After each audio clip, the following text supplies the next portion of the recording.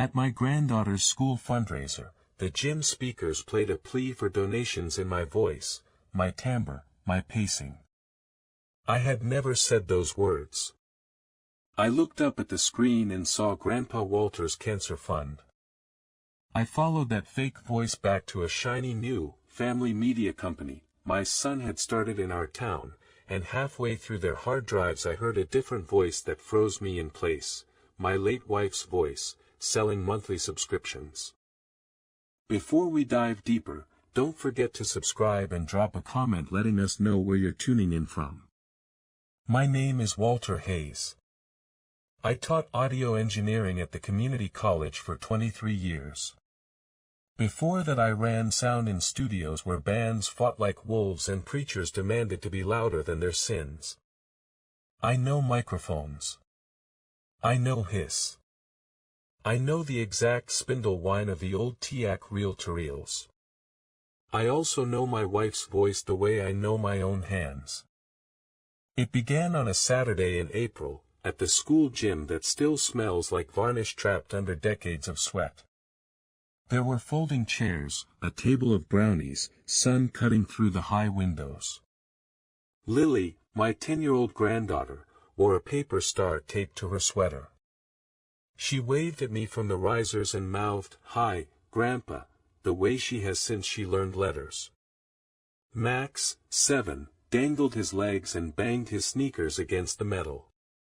The principal thanked sponsors.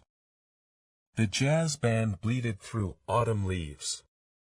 I thought of Nora, how she had volunteered to run concession stands without ever eating a single concession because she was always on a new kick about sugar and inflammation. Then the principal tapped the microphone. "One more thing before we wrap," she said. "A special message from a very special grandparent." The gym went quiet. "Hello, friends," said my voice. I do not speak like that. Not to strangers. Not with the Sunday soothing cadence of a public radio pledge drive. On the screen, a slideshow of black and white photographs of hands, of chalk dust on a classroom board, of a pile of old cassette tapes tied with twine. My voice, over it, told a story about a veteran with failing health, about an old teacher who had given his whole life and now needed help, about finding grace in community. Half of the parents cried within 30 seconds. I could hear it in the room, the quick wet sniffs, the little exhalations people give when the story is doing exactly what it is supposed to do. The QR code glowed at the end. "If you can, help," my voice said, softening on the second word like I always do when I am asking Lily to hand me the salt without making a production of getting up. My voice. But not my words. I did not march to the podium. I did not shout. I clapped along like everyone else, a grandfather applauding decently engineered sentiment. I hugged Lily and Max, told them they sang beautifully, and I left as the raffle began so I would not have to explain anything on a gym floor sticky with spilled lemonade. In my truck, I typed the URL below the QR code. It disappeared behind a pretty landing page with watercolor leaves and serif fonts. Kineko Media, it said. Where family never has to end. The site listed packages, memorial keepsakes, posthumous guided journals, legacy bedtime stories, and something called Calls from Heaven. At the bottom was an address I recognized. The old pool supply warehouse near the train tracks. Last month my son Brian had bragged at Sunday dinner about getting a great deal on commercial space for his studio. He had always been able to do that, make a sentence sound like a promise you could hold, even when it was just air packed tight. I drove straight there. The warehouse door had been painted robin's egg blue. Someone had glued fake ivy around the entrance. Inside, sound-dampening panels hung like soft gray quilts. There were 3 rooms, the recording suite with a striped rug and a ring light, an editing bay with 2 curved monitors, and a bullpen with white desks and brand values hand-lettered on the wall, gentle. Honest. Close. Dad, you cannot drop by without texting, Brian said, coming toward me with both arms lifted in that too-big hug he uses when he thinks I will forgive him faster if he pinches my shoulder blades in just the right spot. His beard made him look like a man who had considered chopping wood at least once. He wore a black sweatshirt that read "Make Memory of Herb." I stepped back. Cassie, my daughter-in-law, rolled out from her desk. She had the freshly attentive smile of a person who sells warmth for a living. "You used my voice at the school today," I said. "Why?" Cassie gave the practiced laugh she keeps in her pocket. "We did not use your voice, Walter. It is a voice model. We are beta testing a fundraiser template.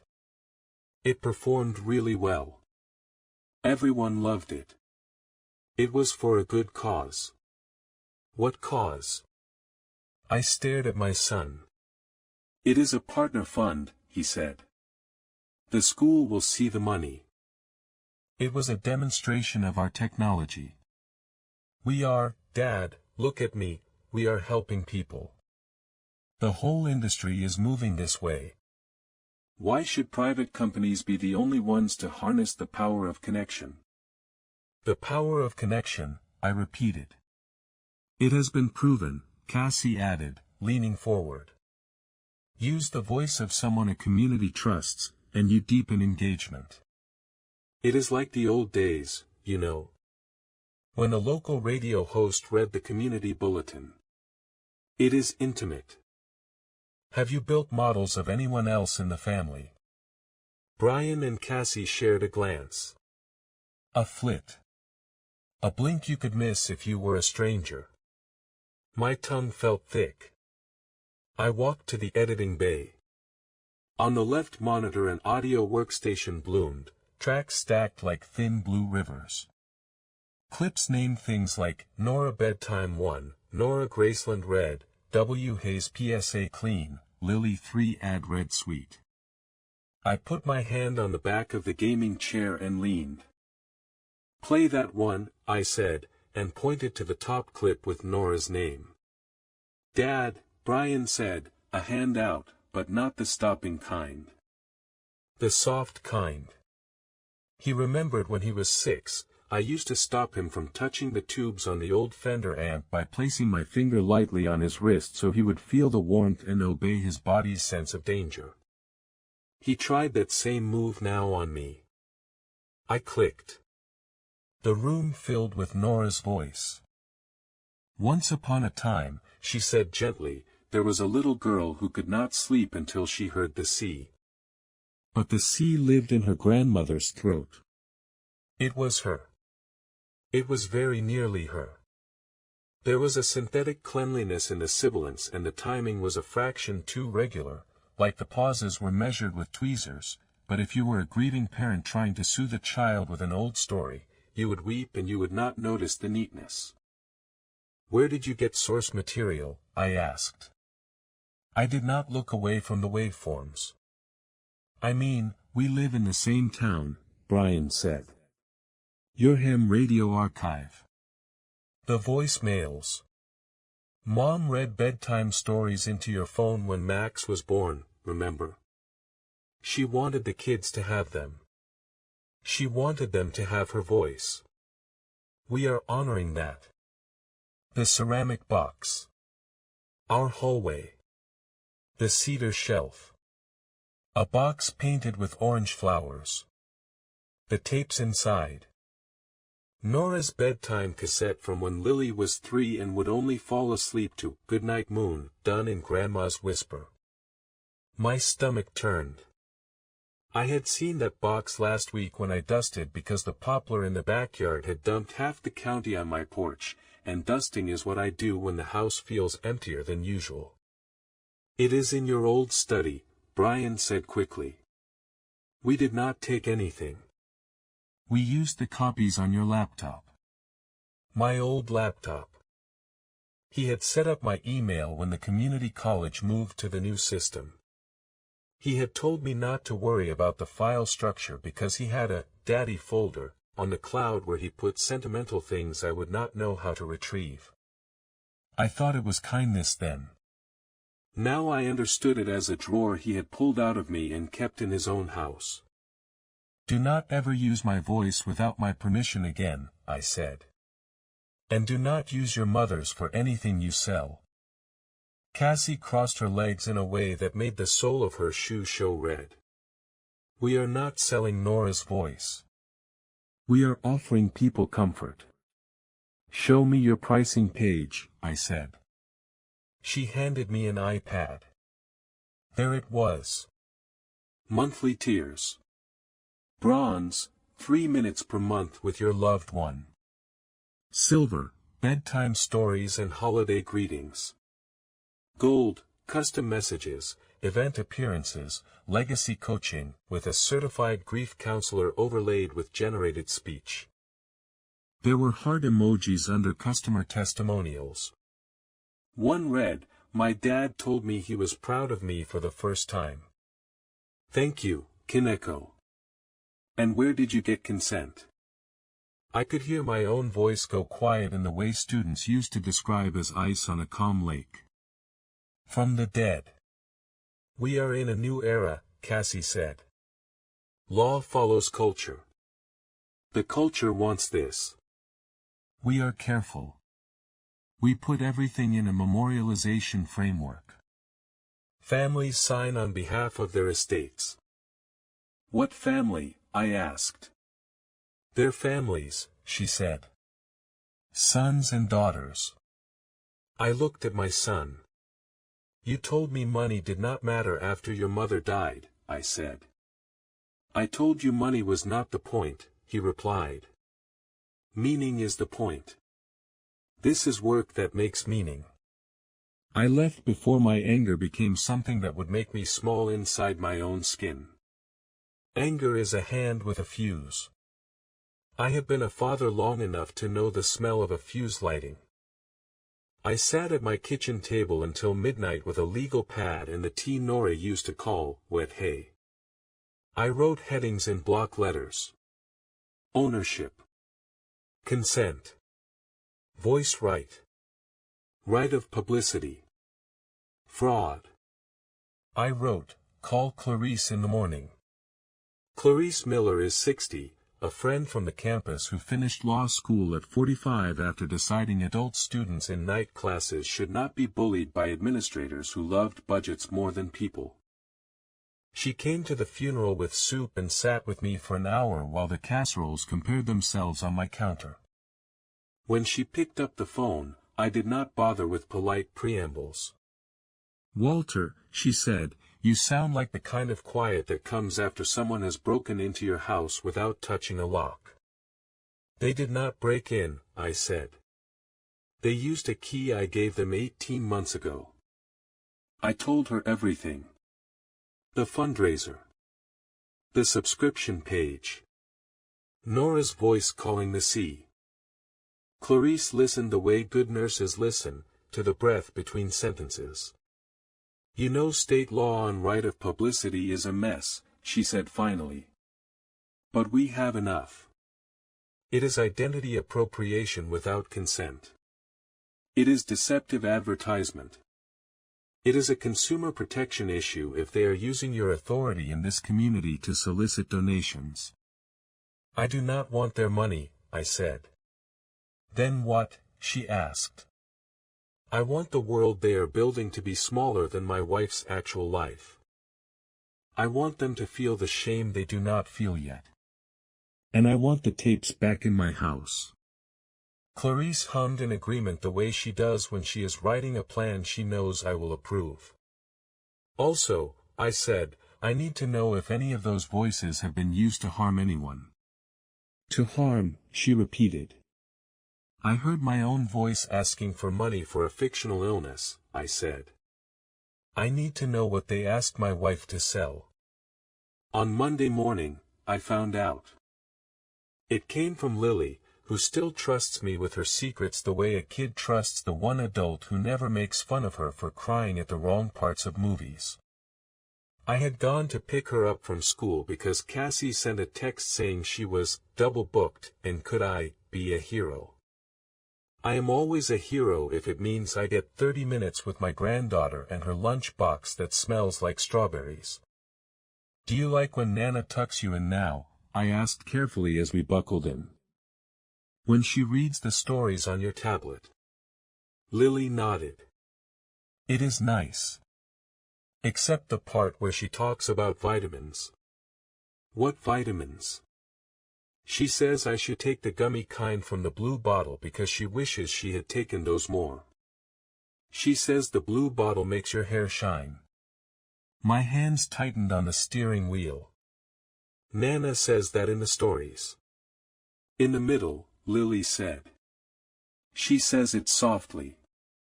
Like it is a secret. Mommy says Nana is guiding us. Guiding. My wife spent her last year in a chair by the east window. She never told anyone to buy anything except fruit when they were in season. I parked in the grocery lot and leaned my head against the wheel, just for a second, long enough for the grief to come up and go down in a single hard swell. That night, after Max fell asleep with a plastic stegosaurus in his hand and Lily went through her ritual of rearranging the 5 stuffed animals that do not have names because if they had names she would love them too much to leave them alone, I asked Brian and Cassie to meet me in my living room. I had made coffee. I had put the box of tapes on the table. This is not what Nora would have done, she would have baked a pie and poured wine, but I needed clear language, not crumbs. In good light, my son looks exactly like he did when he was 16, like a person enduring a constant combination of charm and apology. I listened, I said. To your product. I did not say the word service. Serving is holy. Selling is what you do to what used to be holy. I heard your mother ask our grandchildren to buy vitamins. I also heard her in a testimonial for a collagen company. If you had ever sat next to your mother in an infusion chair and wondered why the nurses kept lotion in their pockets, you would know how obscene collagen sounds to me in her mouth. Dad, Brian said quickly. We are testing monetization strategies. We need to keep the lights on. And those are product placements, not endorsements. We pair the voice with text written by a licensed grief specialist. We have disclaimers. Cassie nodded in the manner of women who believe empathy is proved by synchrony. Families want guidance. We give them options. And when they buy using our link, we do not take any extra money from them. The brand pays us. It is guilt-free. You built a machine so grief can talk, I said. Then you put ads in its mouth. Brian's eyes flashed.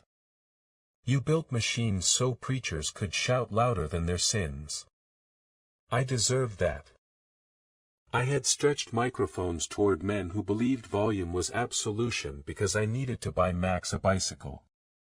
I had fixed tape back together with splicing tape and hoped for men who needed a radio show to sound live because the truth of the thing could not hold itself up. We all compromise. The trick is not making other people pay for it. Nora left me tapes, I said. She left me her voice. Those were gifts to our family. Not inventory. It is not inventory, Cassie said, her voice a perfect mix of shock and hurt. It is legacy. I will make this plain, I said, turning to Brian. Return the files. Take down anything that uses your mother's voice. Write a public note apologizing for the fundraiser script. You will tell the school the whole truth. And you will never again use my voice without permission. Or what? Brian asked. Or I will make sure nobody in this town will buy what you are selling, I said. And not because I will shame you. Because I will show them exactly what it is. He did what he has always done when faced with a limit that is not his idea. He smiled just enough to look like he might agree, and then he walked out without saying yes. There is a kind of betrayal that is loud, thrown plates and slammed doors. There is another kind that is quiet, that makes you sit at the kitchen table and list names of people you need to call before your son calls them first. I called Clarice. I called the principal. I called the pastor who had preached at Nora's funeral and I said, please do not speak publicly about technology you have not understood yet. Then I called my friend Alan from the radio days and I asked him if he still had his old forensic toolkit. I have something better, he said. I have a nephew who works at a platform. He cannot make decisions, but he can listen. He can point me to the person who can. For the next 2 weeks I did not sleep well. I listened to Nora's synthetic voice at 3 a.m, not because I wanted to punish myself, but because I needed to hear where it faltered. I made a list of tells, a swallowed breath too neat, a smile shaped that arrived like a train on schedule. I pulled the original tapes out of the box. I found the bedtime story where she mispronounced chrysanthemum because Max was giggling. I cried at the place where she said, "You are perfect," so quietly because she was trying not to wake the baby. Then I did something I have never done in all my years of teaching. I baited a trap with sentiment and asked people to reach for it. I bought a gold tier subscription to Calls from Heaven under a false name I registered through Clarice's office so that if any judge needed to see my papers, the ethics would be shiny and boring. I uploaded 3 recordings of my own voice reading lines that do not occur in natural conversation, phrases from old folklore and songs in languages I do not speak. The lemon tree grows on stone, the river borrows night, fishermen know the weight of light. I did that because I had learned that amateur modelers quickly overfit, that they reuse training data in generation. It is a tick of machine learning and lazy humans. If the sentence fits, why not reuse it? I wanted my phrases to appear in the generated speech, so I would know for certain which model was built from which archive. 2 days later, my father told me, unprompted, that the lemon tree grows on stone. He said it like it was a biblical truth that had held him together all his life. I hung up the call and stared at my own kitchen ceiling until I could smile without scaring myself. At the same time, Clarice drafted letters. To the payment processor, identity appropriation, deceptive practices, request for account review. To the Office of the Attorney General, consumer protection complaint with attachments. To the principal, a clear, kind email that explained how the fundraiser performance had been a demonstration without consent and included a link to the precise part of the platform terms that prohibited fundraising on the backs of unverifiable illness claims. Alan's nephew got us to a trust and safety manager who had a grandmother and cried when she listened to Nora's generated voice. She did not need the alchemy of my nonsense phrases. She heard the ad for the blue bottle of vitamins and said, "This is over the line." The platform froze Kineco's paid tools pending review. If you have ever watched someone speed on a wide road and then hit a new speed limit, you know how they do not slow down because they cannot feel the signs apply to them. They simply start getting pulled over more often. Brian pivoted. He began selling legacy kits families could use to gather their own voice libraries at home. He filmed himself in the studio, earnest and handsome, telling stories about how grief can be a signal, not a wall. He stared into a camera like it was a child on a porch and said, "I wish more people had this when my mother died." He still used Nora in the demo videos. Quietly. Barely. If you did not know her, you would think it was just a nice older woman speaking with practiced kindness. He made her say a sentence at the end of videos, "I will always be here." The sentence made my skin feel too small for my body. When pressure pushes one way, I have learned to lean another. There is no point applying your full weight against a closed door when you could go to the window that is pretending to be a painting. I called Sophia, a student I had taught a decade ago who now ran a tiny audio restoration studio out of her dining room. She takes fractured recordings, wedding toasts where the microphone died halfway through, final voicemails with refrigerator hum like a weather event, and she makes them clean and true without polishing the life out of them. "Can you clean the bedtime tapes?" I asked. "Do not remove the coughs. Do not remove the pages turning. I need them to sound like a mother's lap, not like a countertop." She cried the way daughters cry when the sweet teacher who taught them compressors asks for the one service they can give him in return. She brought back a thumb drive a week later with a red string tied around it like a charm. Inside were the stories. Nora reading a library into the dark. She sounded exactly like she did in our house, which means she did not just sound like a voice. She sounded like a person who had eaten soup and put on her softest sweater and made the decision to be patient with a child. "What are you going to do with these?" Sophia asked. "Invite the town to hear the difference between a person and a product," I said. We called it Voices We Keep. The church offered the fellowship hall because the pastor has the kind of spine that knows when it is supposed to carry a community rather than a brand. The principal agreed to speak. Clarice put it on her firm's account because she wanted to cross-examine grief itself and ask it why it had gone into the subscription business. We printed flyers without any clip art. I put the box of tapes out front on the table like a hand on a doorknob. I invited Brian and Cassie, plainly, without trick. I wrote, "I will be playing some of your videos on the big screen so people can understand. I will also be playing a bedtime story you have never heard, because you were not home that night. Please come. Bring the children. Bring any families that want to talk. Do not bring your ring light." They did not respond. But half the town came. And so did a young mother named Patrice who had paid for a call from her dead father and received, in a voice flatter than cheap laminate, the sentence, "I forgive you for everything you ever did to me." She said the sentence had made her life worse, not better, because she did not believe her father would have said it that way. She said she had recorded her father in the hospital, real words about real sorry, and no machine could get the breath in between. There were teenagers, too. Boys who wanted to know if they could make a girl like them by using her dead mother's voice to tell her to give them a chance. A girl with blue hair who asked, without sarcasm, "If I put my father's voice in the world, will it ever come back to me?"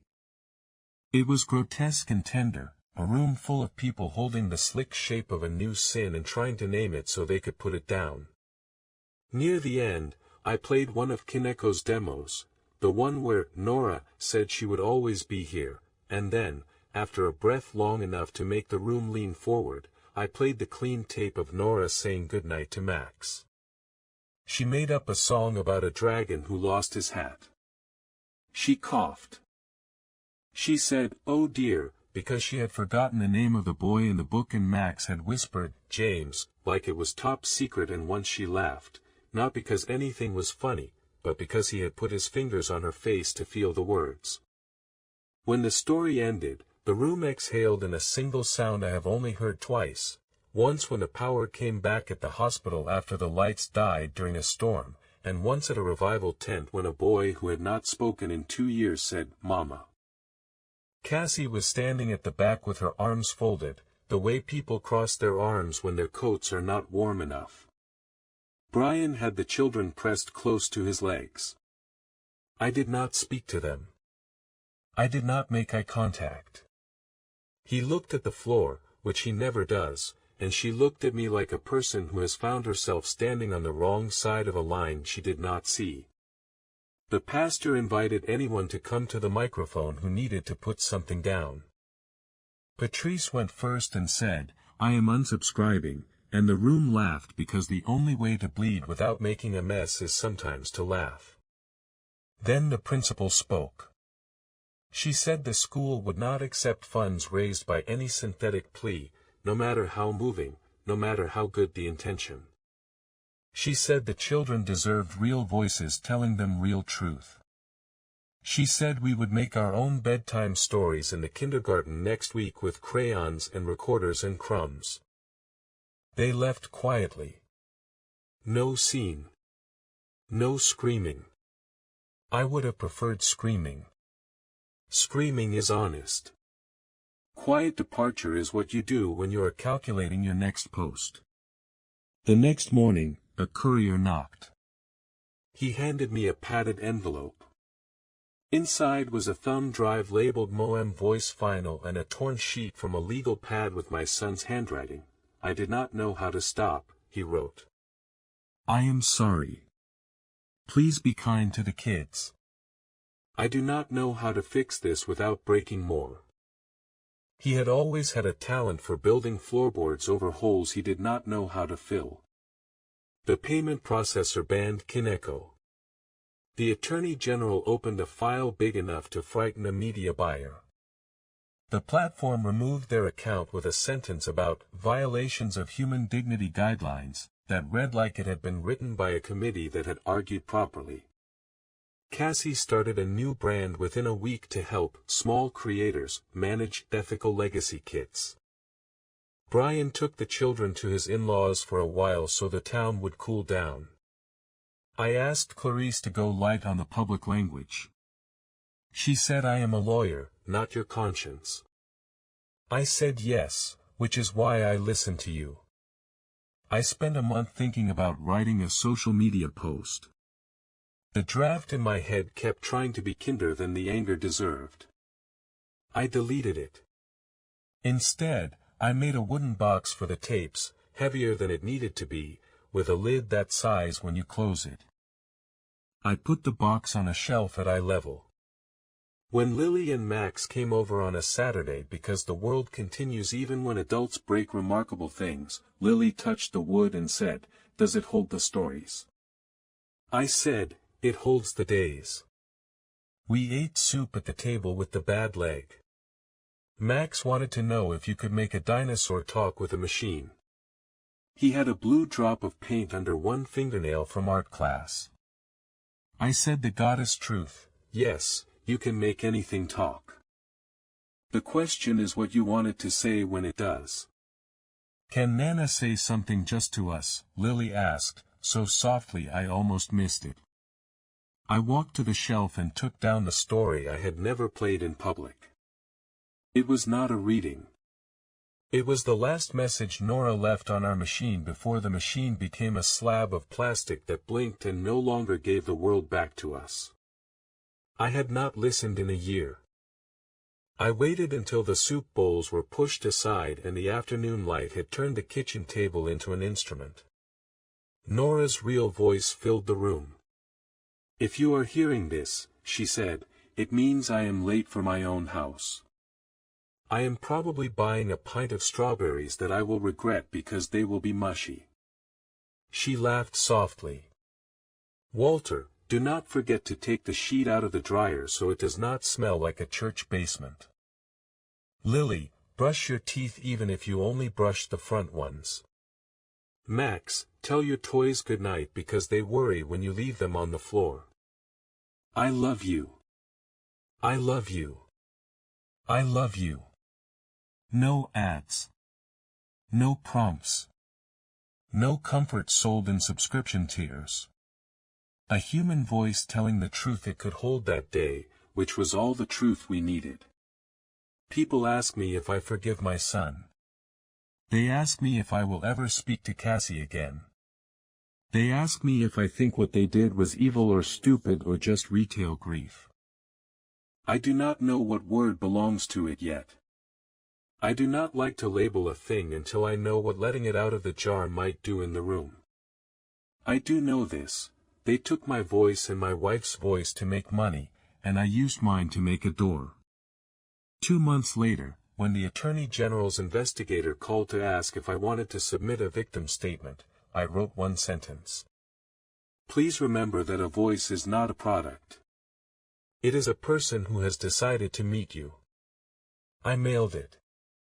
I put the tapes away.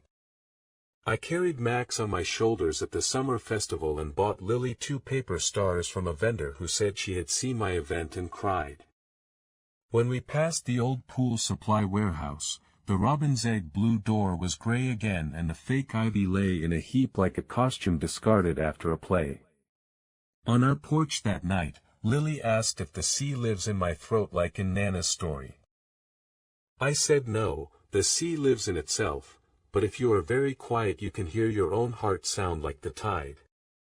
She pressed her ear to my chest. Max lay across my lap and held my wrist like a man carrying a rope. The house smelled like dust we had not been able to find time to chase. The box on the shelf clicked softly as the wood settled. Later, when the children were asleep in the guest room under the quilt Nora made from shirts I had ripped falling into love with her, I sat at the kitchen table and wrote a letter to Brian that I did not send. I told him if you want to build a company on voices, begin by taking care of your own. Sit with your wife until she does not feel the need to sell the soft parts of herself. Sit with your children until their grief is not a brand but what it is, which is love trying not to drown. Sit with your father until you can hear the difference between a bedtime story and a sales pitch. Then I folded the letter into the box with the tapes and closed the lid. The wood sighed. In the morning, Lily woke early.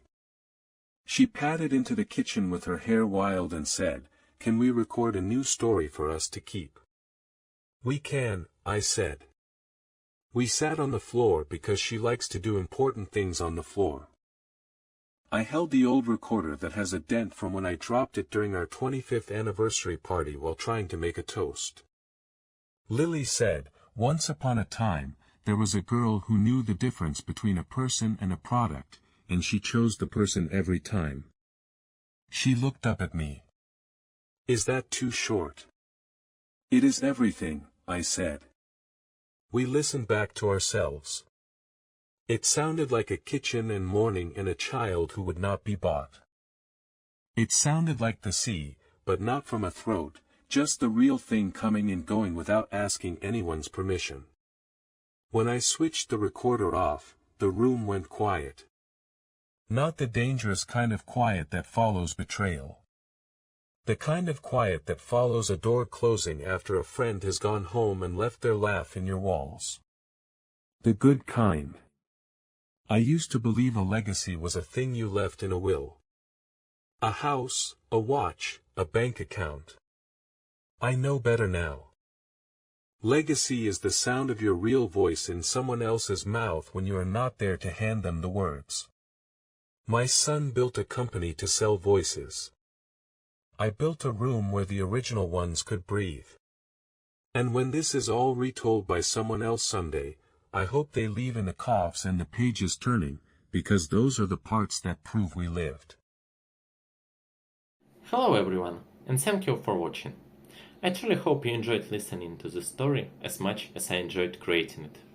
If you did, please consider liking the video and subscribing to the channel to help support the creation of more stories like this. Have a great day or evening.